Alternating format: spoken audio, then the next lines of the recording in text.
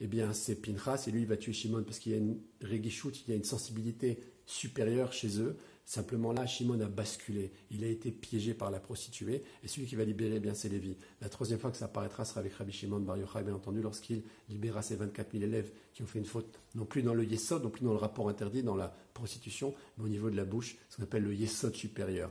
C'est le Yesod au niveau de la tête, c'est-à-dire cette force-là qu'on a, avec la bouche, tout s'exprime, avec la bouche, on mange des aliments, par cela, Adam et Chava sont tombés lorsqu'ils ont mangé des fruits. Par la bouche, on peut diffuser des messages bons ou moins bons, que Dieu préserve. Avec la bouche, on peut absolument tout faire. Ce sont les kélim les plus puissants, ce sont les éléments les plus forts qu'on puisse avoir. C'est ce qu'on fait lorsqu'on délivre un message, c'est ce qu'on fait lorsque l'on bénit, ou Chas v'Shalom le contraire. La bouche, c'est quelque chose d'énorme. Donc ce yesod-là, eh bien, c'était la faute des élèves de Rabbi Akiva. Rabbi Shimon va les libérer. Donc on a vu ici, en synthèse, parce qu'il y a encore beaucoup à dire, vous l'avez compris, vous l'avez senti, il y a ici une otzma, il y a ici une puissance incroyable, eh bien, s'il va percer cette oreille, eh bien, parce que cette oreille est l'oreille de Shimon, justement, Shimon, c'est lui qui doit entendre. Et s'il n'écoute pas, eh bien, on va percer l'oreille, le maître va percer son oreille.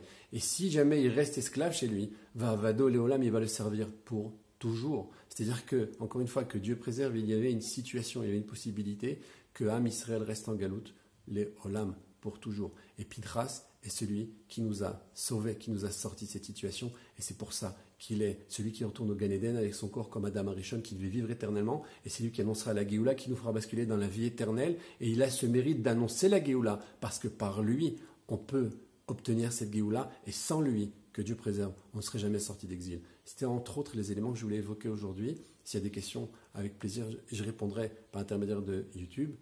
Je vous souhaite à tous un Shabbat Shalom.